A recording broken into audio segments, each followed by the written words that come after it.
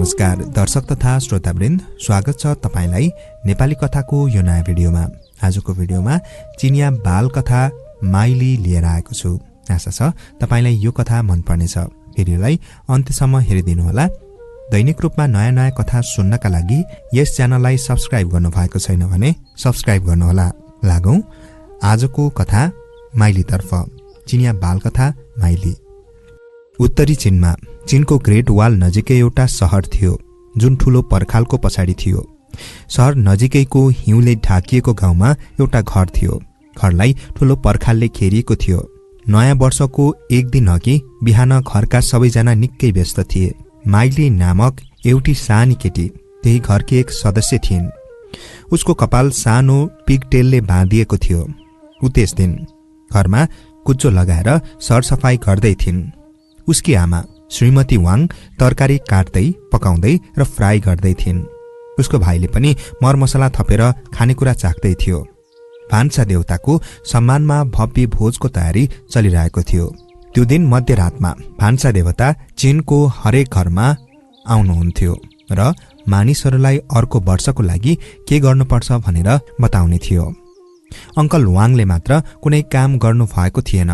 Uncle Wang चर्को स्वरमा बोलेर हाँस्दै बसिरहेका थिए। उनले आज शहरमा के रोचक चीजहरूको अनुभव गर्न पाइन्छ भन्ने बारेमा बताइरहेका थिए। उनी प्राय उठमा चढेर शहरमा तरकारी बेच्न जाने गर्दथे, त्यसैले उनलाई शहरको बारेमा धेरै थाहा थियो। सान युले अंकल वाङको कुरा ध्यान दिएर सुन्दै थियो, किनभने आमाले उसलाई शहरमा नयाँ वर्षको उत्सव मनाउन जान दिने बताउनु भएको थियो। श्रीमती वाङ पनि एकैछिन रोकिएर र ध्यान दिएर उनको कुरा सुन्न थालिन्। उनलाई रातो मैनबत्ती र नक्कली कागजका नोटहरूमा रुचि थियो जुन सान युले भान्सा देवतालाई खुसी पार्न मेलाबाट ल्याउन गइरहेको थियो। माइलीले निकै दुःखका साथ उनको कुरा सुन्दै थिइन्, किनभने नयाँ वर्षको मेलाको दिन केटीहरू घरमा बस्नुपर्ने चलन थियो। होइन, उसले आफ्नो टुप्पी हल्लाउँदै आफैलाई भनिन्, यदि म सधैँ घरमा बसिराख्ने हो भने म के काम कि भए त? म पनि आफ्नो खजाना लिएर सान यु जस्तै मेलाको आनन्द लिन्छु। त्यसपछि उनी सान युको पछि पछि जाँदा गोदाममा पुगिन् र हाँस अनि सुँगुरलाई नयाँ वर्षको शुभकामना दिइन्। तिमीहरूलाई नयाँ वर्षको शुभकामना, उनले नम्रतापूर्वक झोकेर भनिन्। त्यसपछि कसैले नदेखेको बेला माइली चुपचाप गेटबाट बाहिर निस्किन्। गेटबाट निस्किएपछि माइली हतार हतार दौड्दै सान यु कहाँ पुगिन्। सान यु, कृपया मलाई तिम्रो हिउँ गाडीमा शहरको मुख्य द्वारसम्म लैजाऊ, माइलीले भनिन्। कुनै केटीले मेलामा गएर के चाहिँ गर्छिन् र? सान युले माइलीलाई गिज्जाउँदै भन्यो। माइलीले भनिन्, यदि तिमीले मलाई हिउँ गाडीमा आफूसँगै लग्यौ भने म तिमीलाई एउटा सुन्दर नीलो गुच्चा दिनेछु। सान यु यसमा सहमत भयो। ठिक छ, उसले भन्यो। त्यसपछि उसको कुकुर इगोले पनि उसँगै जाने इच्छा गर्यो। सान युका चराहरू पनि घरमा बस्न चाहँदैन थिए। त्यसपछि सान यु, माइली, इगो र चराहरू सबै हिउँ गाडीमा बसे र आफ्नो यात्रा सुरु गरे। एकजना मानिसले हिउँ गाडी तान्दै थिए। हिउँ गाडी नगरमा जमेको बरफमा चलिरहेको थियो। त्यो हिउँ गाडी सेतो नगरमा तीव्र गतिमा गुडिरहेको थियो। केही बेरमा उनीहरू शहरको मुख्य द्वार बाहिरको पुलमा पुगे। त्यहाँ माइलीले आफ्नो भाग्यशाली सिक्का एक गरिब केटीलाई दिइन्। धेरै धन्यवाद, धेरै धन्यवाद, त्यस गरिब केटीले माइलीलाई भनिन्। उनको नाम लिदजा थियो। नयाँ वर्षको मेलामा जान पाउनु एउटी केटीको लागि कति आनन्दको कुरा हो। भाग्यशाली सिक्काले उसको भाग्य खोल्नेछ। तर एउटा कुरा याद राख, मुख्य द्वार बन्द हुन अघि घर फर्किहाल्नु, नत्र तिमी फेरि कहिले शहर छोड्न सक्षम हुने छैनौ। त्यसपछि तिमीले भान्सा देवताको सत्कार गर्ने मौका पनि पाउने छैनौ। पुलबाट केही दूरीमा एउटा गधा उनीहरूलाई पर्खिरहेको थियो। त्यसपछि सान यु, माइली, इगो र चराहरू सबै गधाको पछाडि बसे। गधाले मुख्य द्वारबाट बिस्तारै हिँडेर उनीहरूलाई शहरसम्म लग्यो। अब तिनीहरू सबै शहरभित्र पुगिसकेका थिए। त्यहाँ सडकमा उनीहरू बिस्तारै अगाडि बढिरहेका थिए। त्यहाँ मानिसहरू रिक्सा र ओटमा यताउता जाने गर्दथे। महिलाहरू सिसाको बग्गीमा घुम्ने गर्थे। पुरुषहरू साना मंगोल घोडाहरू सवारी गर्दै थिए अनि केटाकेटीहरू गधामा सवार थिए। सबैजना आफ्नो राम्रो लुगाहरू लगाएर नयाँ वर्षको मेलामा रमाइलो गर्न गइरहेका थिए। अंकल वाङले वर्णन गरे जस्तै वातावरण उत्साहजनक थियो। उनीहरू ठूलो चोकमा पुग्दासम्म खाजा खाने समय भइसकेको थियो। शहरका केही बालबालिकाले सिमी र दहीले बनेको मिठाई खाइरहेका थिए। केही केटाकेटीले मोहमा डुबेको फलफूल खाइरहेका थिए। त्यो देखेर माइलीलाई पनि मिठो खान मन लाग्यो। तर त्यो भन्दा पनि उनी पटका किन्न चाहन्थिन्। उसले आफ्नो एउटा सिक्काले पटका किनिन्, तर पटका बजाउँदा डर लागेपछि उनले सानियुलाई पटका दिइन् र हत्केलाले कान छोपिन् र त्यहाँबाट भागिन्। वाङ्ग धमाका पटकाको निकै चर्को आवाज आयो। बाफ रे बाफ, सानियुले माइलीलाई गिज्जाउँदै भन्यो, केटीहरू धेरै डरपोक हुन्छन्। नयाँ वर्षमा केटीले मेलामा के गर्छन् होला? अनेकौं चीजहरू, माइलीले भनिन्। एकपटक ती सर्कसका केटीहरूलाई हेर, तिनीहरू अग्ला बाँस स्टिलमा हिँड्न सक्छन्। तिनीहरू तन्किने डोरीमा पनि सन्तुलित भएर हिँड्न सक्छन्। तिनीहरूले भाँडाकुँडा हावामा फालेर हात खुट्टा दुवैले समात्न सक्छन्। ती सबै स्टनहरू म पनि गर्न सक्छु। त्यसपछि माइली हतार हतार सर्कसको सबैभन्दा तगडा केटी भएतिर दौडिन्। कृपया मलाई आफ्नो एउटा हत्केलामा उल्टो झुन्डाउनुहोस्, माइलीले प्रार्थना गरिन्। म त्यो अनुभव गर्न चाहन्छु। सर्कसको केटीले आफ्नो एउटा हत्केलाले माइलीलाई हावामा उचालिन्। माइली आफैलाई राम्रोसँग सन्तुलनमा राख्न सक्षम थिइन्, तर उसको खुट्टा अलिकति काँपिरहेको थियो। ओहो, यसमा के नै पो रहेछ र? सानयुले माइलीको खिल्ली उडाउँदै भन्यो, यो ट्रिक त जो कोहीले पनि सिक्न सक्छ, तर केटाहरूले मात्र राम्रो अभिनय गर्न सक्छन्। सान्युले एक बुद्धिमान वृद्ध मानिसको भेषमा थिए। उसले लामो दारी लगाएको थियो। सान्यु अर्को केटासँग एक कार्यक्रममा अभिनय गर्न गइरहेको थियो। त्यो नाटकमा केटा सम्राट बनेको थियो र टाउकोमा फूलको गुच्छा लगाएको थियो। दुवैजना गीतको अभ्यास गरिरहेका थिए।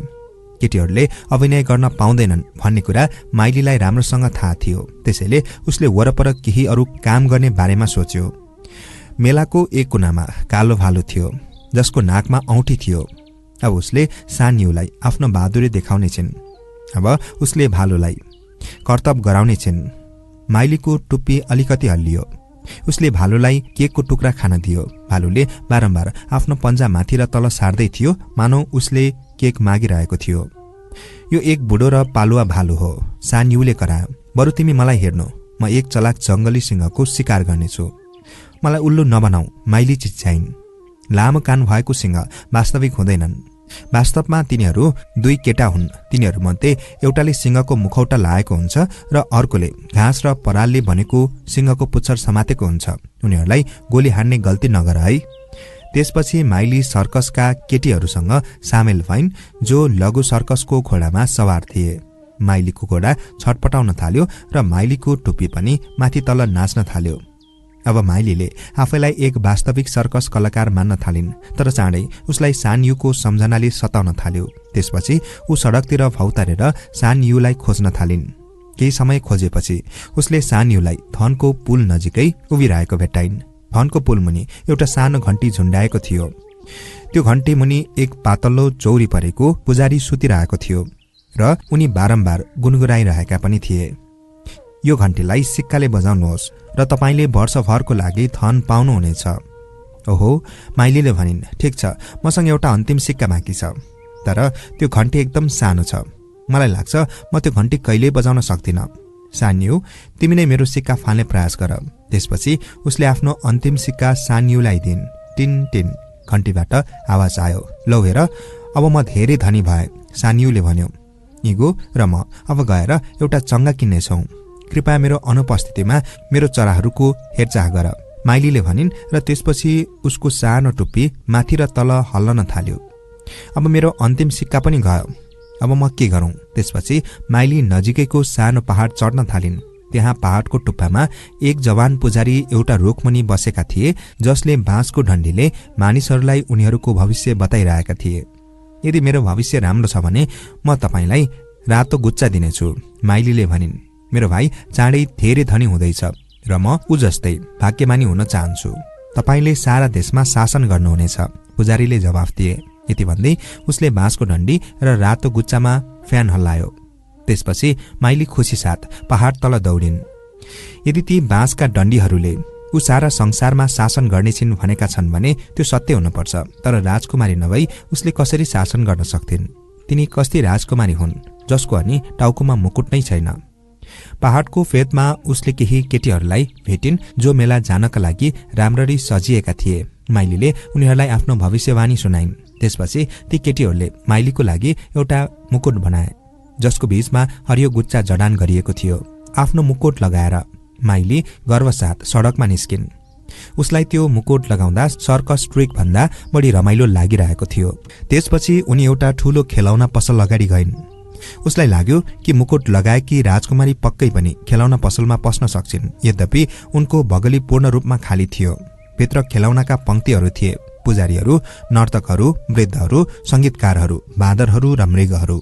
हुन सक्छ माइलीले सोचिन् यिनीहरू सबै मलाई स्वागत गर्न यहाँ भेला भएका हुन्।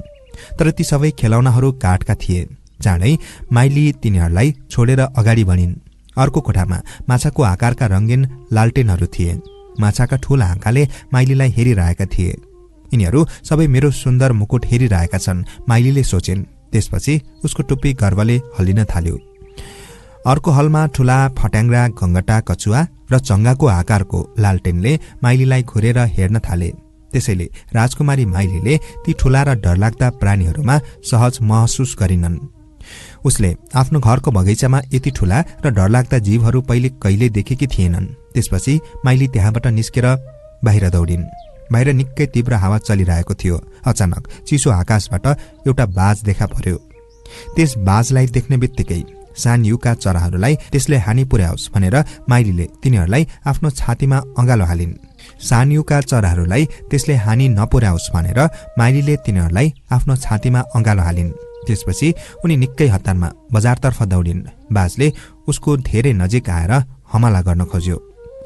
म तिमीहरूलाई बचाउन के गर्न सक्छु? माइलीले चराहरूतिर हेरेर भनिन्। तब उनलाई साँच्चै डर लागिरहेको थियो। त्यतिकैमा एउटा टोकरीबाट एउटा हाँस निस्केर भाग्यो। माइली तुरुन्तै त्यो ठूलो टोकरी मुनि बसेर चुपचाप लागेर बसिन्। माइलीको मुटु जोडले थड्कन थाल्यो। हौ हौ बाहिरबाट आवाज आउन थाल्यो।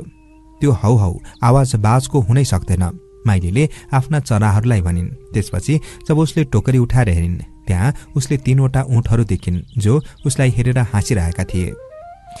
त्यसपछि अर्को तर्फबाट हाहाको आवाज सुनियो र 3वटा आवाजसँगै भन्यो, यो त्यही बदमाश हो जसलाई हामीले खोजिरहेका थियौं, चोर। माइलीले महसुस गरिन्। त्यसपछि फेरि टोकरी मुनि मरेझैं चुपचाप पल्टिरहिन्। फेरि डरले उसको मुटु जोडले धड्कन थाल्यो। त्यसको केही बेरमा कसैले उनको टुप्पी तान्न थाल्यो। उसको प्यान्ट तान्यो र उसको कपाल पनि तान्न थाल्यो। अनि भौ भौको आवाज आउन थाल्यो।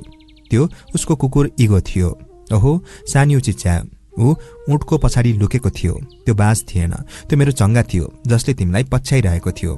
तिमी साँच्चै एक साहसी केटी हो जसले सानियोका चराहरूलाई बचायो। तर के तिमीले त्यो भूतले टोपीमा आफ्नो अङ्कललाई चिनेनौ? अङ्कल वाङले भने, म दिनभरि तिमीलाई खोज्दै थिएँ। अब तिमी छिट्टै ऊँटमा बसेर जाऊ, नत्र सहरको मुख्य द्वार बन्द हुनेछ। त्यसपछि तिमीले भान्सा देवतालाई स्वागत गर्न घर पुग्न सक्ने छैनौ। ल जाऊ, अङ्कल वाङले भने र त्यसपछि उनी पहिलो ऊँटमा बसे। उनले माइलीलाई आफ्नो अगाडि बसाए। सानियो र उनका चराहरू दोस्रो ऊँटमा बसे र इगो तेस्रो ऊँटमा एक्लै बस्यो। त्यसपछि 3वटा ऊँटहरू आफ्ना सवारहरूसँग हेर्न थाले। तिनीहरू अन्धकारमा तीव्र गतिमा अगाडि बढे। छिनछिनमा नयाँ वर्षको रकेटबाट स्पार्कहरू तिनीहरूको नजिकै खसे।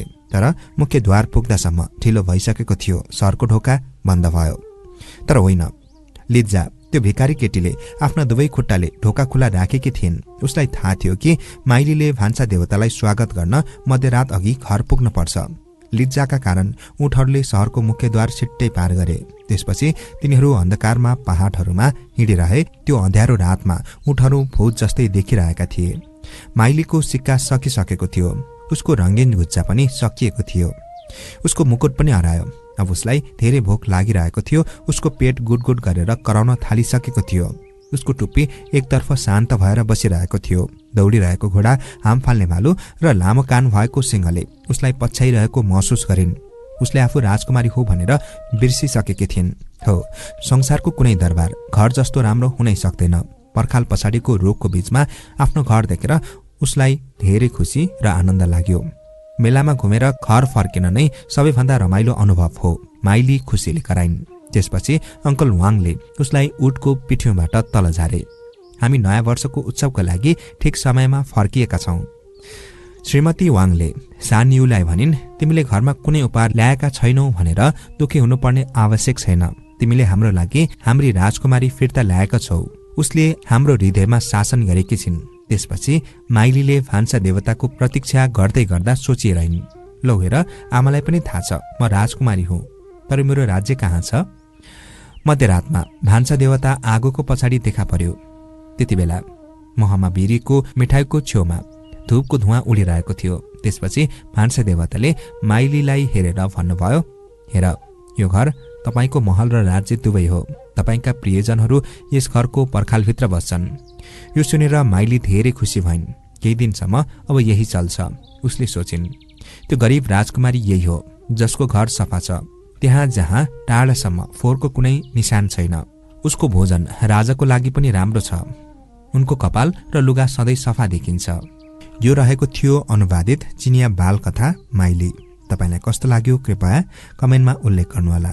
अर्को भिडियोमा अर्को कथाको साथ उपस्थित हुने नै छु। तबसम्मका लागि म कथावाचक जमिन राईलाई बिदा दिनुहोस्। नमस्कार।